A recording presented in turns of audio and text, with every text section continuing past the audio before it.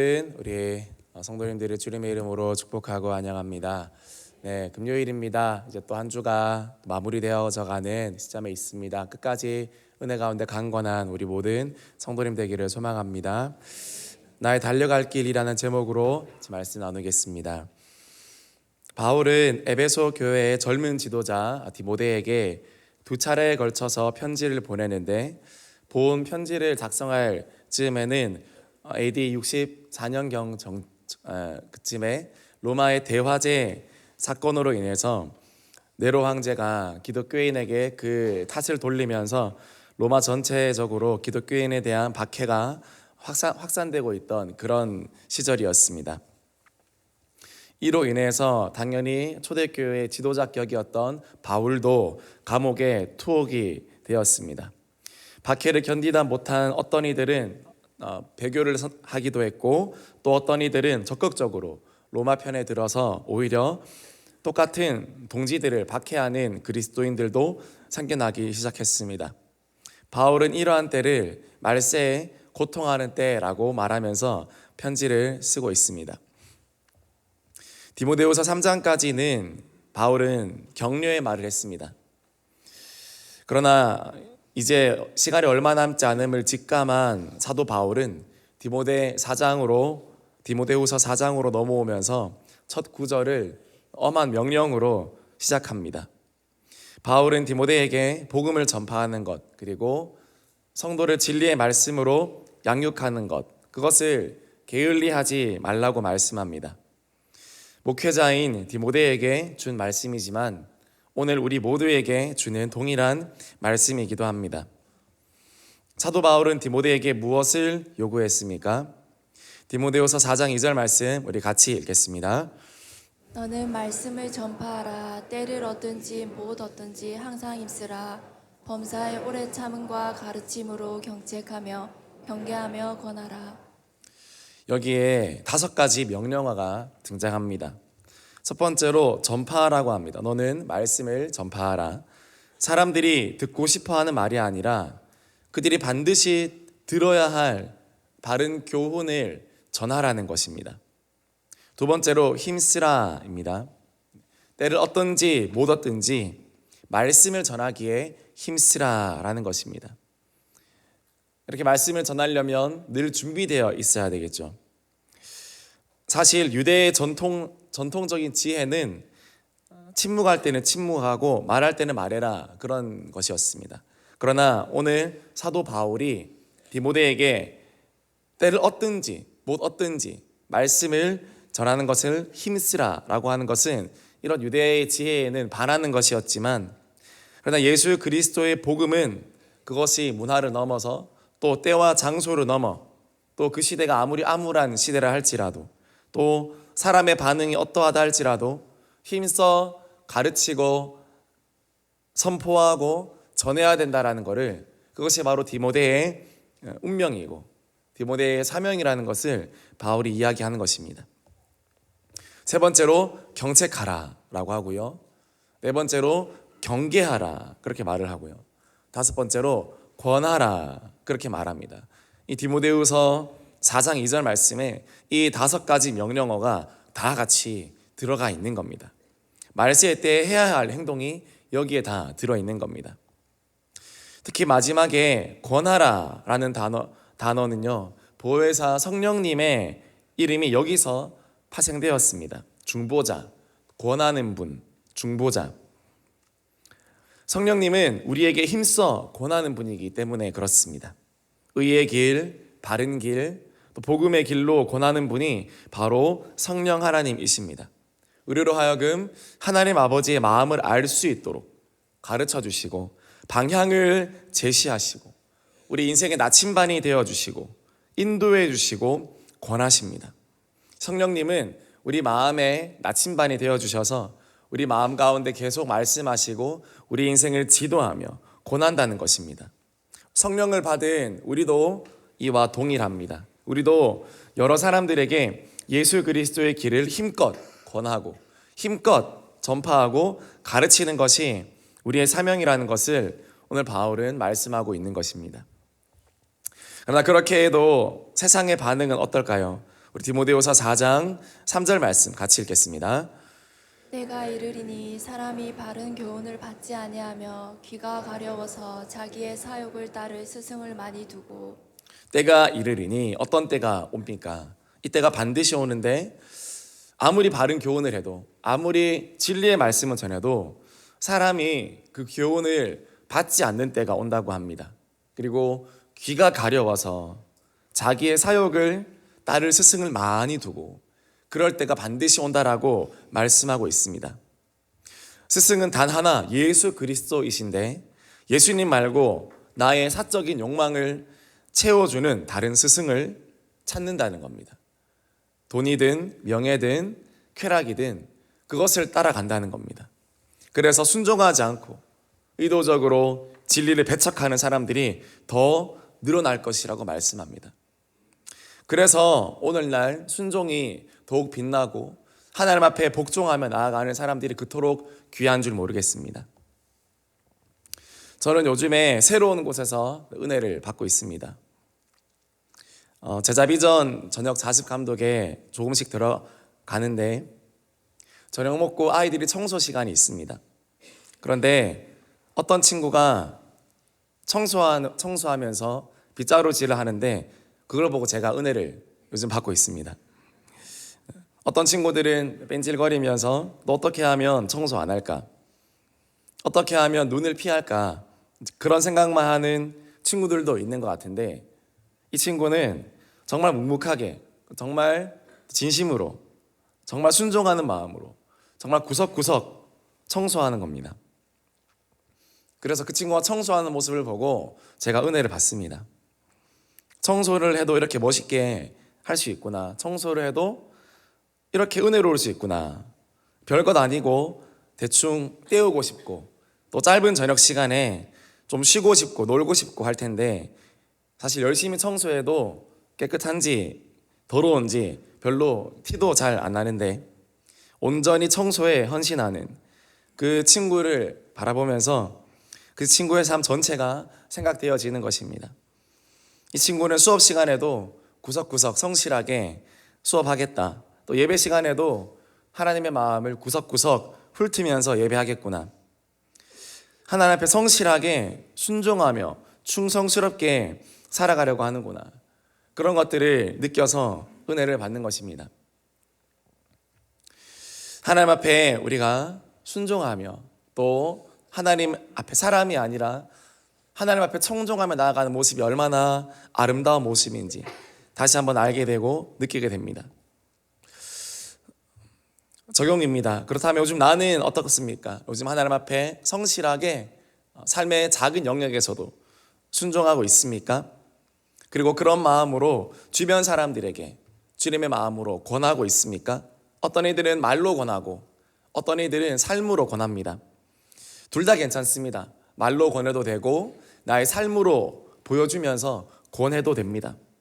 그러나 중요한 것은 그들이 듣던지 아니 듣던지 우리는 예수님의 사명을 받은 자로서 우리의 인생으로 보여주면서 권해야 되고 또 때로는 우리의 말로 권하면서 우리가 전해줘야 합니다.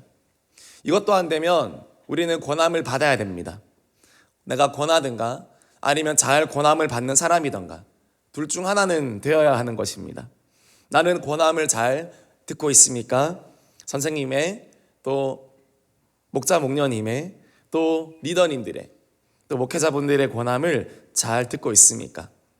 아니면 그런 것들을 들을 때 내 귀가 가려워서 그것 말고 내 사욕을 따를 스승을 따로 두고 있지는 않습니까? 주머니에 또는 집에 또는 세상에 교회에서 하시는 말씀보다 더 따르고 싶은 그런 말씀들, 그런 스승들, 그것이 어떤 선배라 할지라도 또는 회사 사장님 또는 교수님 아니면 사람이 아닐지라도 어떤 생각, 어떤 것일 수 있습니다. 혹시 그것을 더 따르고 있는 세상 풍조로 더 따르는 나의 모습은 아닙니까? 우리의 스승은 단 한 분 예수님인 줄 믿습니다. 다른 스승을 두지 말고 오직 예수 그리스도 스승 한 분을 우리가 따라야 된다는 것입니다. 말세 때 스승이 많기 때문에 분명한 스승을 찾아가야 된다는 겁니다. 이런 삶에 헌신하는 저와 여러분이 되기를 주님의 이름으로 축복합니다. 이렇게 헌신한 바울의 고백이 무엇입니까? 마치 포도주가 부어져서 그의 인생의 전제처럼 드려졌다고 말씀합니다. 디모데후서 4장 6절 말씀, 우리 바울의 고백 같이 읽어보겠습니다. 전제와 같이 내가 벌써 부어지고 나의 떠날 시각이 가까웠도다. 바울은 이렇게 디모데에게 교훈한 명령 그대로 자신의 모든 것을 예수님을 위해서 드렸습니다. 이제 그에게 마지막으로 남아있는 것은 생명이었습니다. 쇠약한 생명이었습니다. 그는 이마저도 하나님께 드리고 싶다고 말하고 있는 겁니다. 특별히 나의 떠날 시각이 가까웠도다 하는데, 여기서 떠나다라는 말은 동물들이 마차를 몰거나 또 쟁기를 끌 때 그 위에 씌웠던 멍에를 벗긴다는 의미가 있습니다. 바울은 그동안 주님을 위해 졌던 모든 멍에, 또 모든 그런 족쇄들을 내려놓고, 또 로마 감옥에서 자신을 가두었던 그런 수갑도 다 내려놓고, 그리고 자신이 만들어 왔던 생계형 선교사였지 않습니까?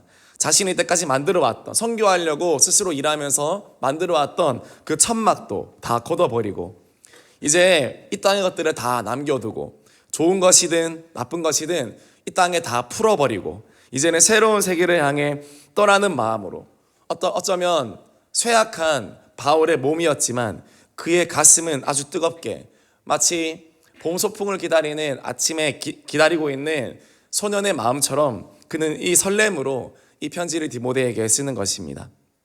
그에게 죽음은 허망하고 허무하고 그의 삶을 냉소적으로 만드는 그런 끝이 아니라 새로운 곳으로 떠나는, 이제는 정말 경험하지 못했던, 정말 내가 기다리던 그곳으로 가는, 그 마음으로 가는 또 하나의 시작이었습니다. 하나님 안에서 인생을 잘 산 사람에게는 바로 죽음은 선물이라는 것입니다. 가슴 설레고 기다려지고 소망되어지는 것입니다. 나의 떠날 시각이 가까웠도다.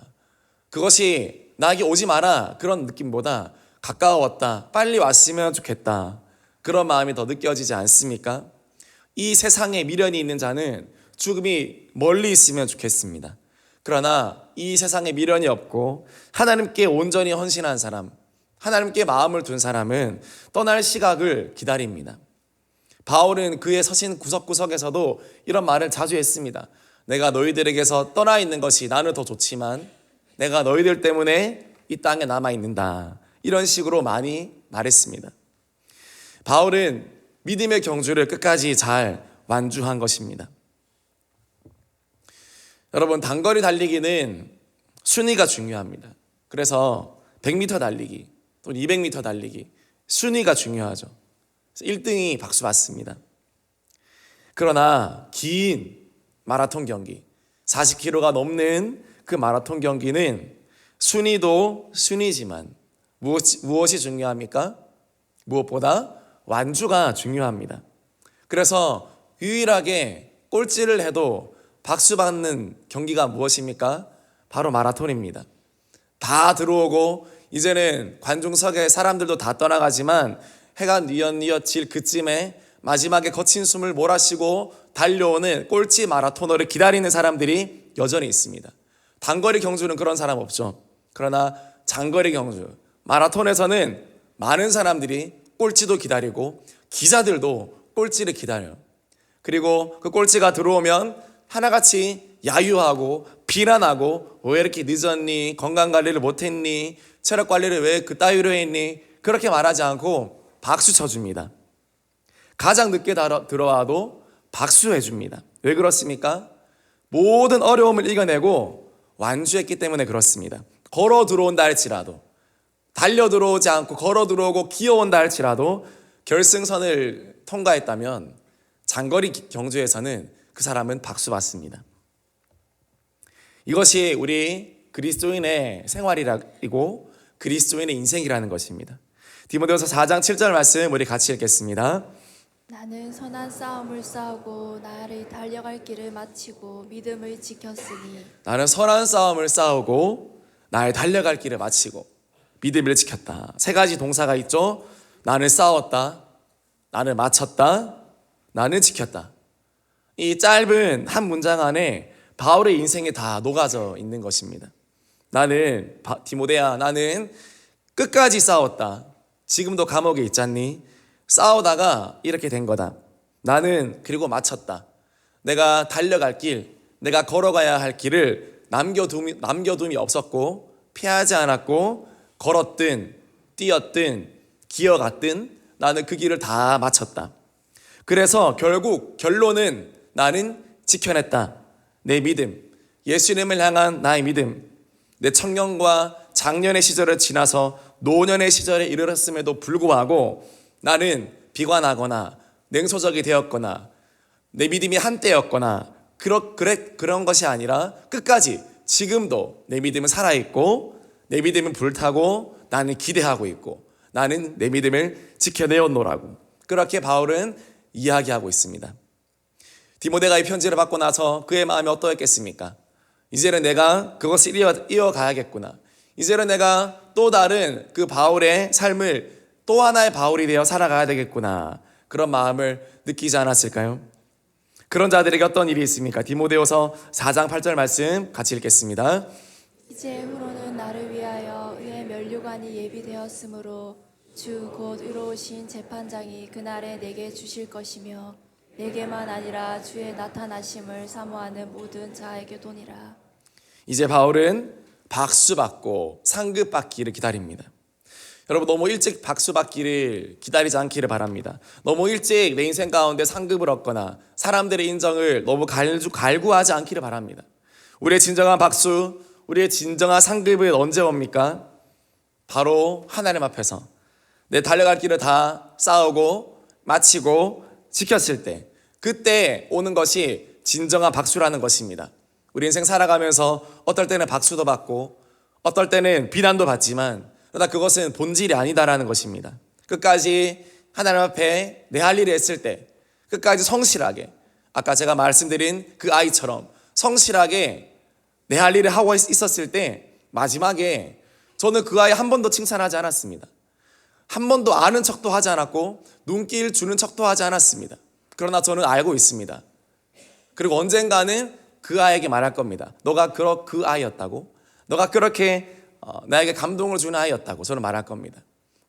비단 그 아이가 비록 지금은 아닐지라도 알아주던 알아주지 못하던 그건 중요한 게 아니고 하나님이 기억하시고 하나님이 알고 계시면 우리는 오늘도 마지막 그 상급을 향해서 달려갈 수 있는 줄 믿습니다. 적용입니다. 나의 믿음의 경주는 오늘도 현재 진행형으로 되고 있습니까? 나의 믿음의 경주는 지금도 현재 진행형입니까? 기어가든 걸어가든 뛰어가든 괜찮습니다. 그러나 앉아있으면 안 됩니다. 현재 진행형으로 레이스는 진행되어져야 됩니다. 믿음 생활은 지금 이 순간입니다. 혹시 선한 싸움을 포기하지는 않았나요? 힘들어서 괴로워서 포기하지 않았습니까? 만약 오늘 내가 하늘나라로 떠난다 할지라도 바울처럼 나는 후회 없이 믿음의 경주를 달려왔노라고 고백할 수 있겠습니까? 그렇게 되어지기를 주님의 이름으로 축복합니다. 말씀 마무리합니다. 우리 앞에 당한 믿음의 경주를 잘 감당하기를 소망합니다. 히브리서 12장 말씀 보면 믿음의 경주를 했던 수많은 허다한 무리들이 증인들이 있다 했습니다. 축복된 사람들입니다. 인생을 잘 살아간 사람들입니다. 우리도 그 무리에 속하기를 소망합니다. 나의 달려갈 믿음의 길을 완주하기를 소망합니다.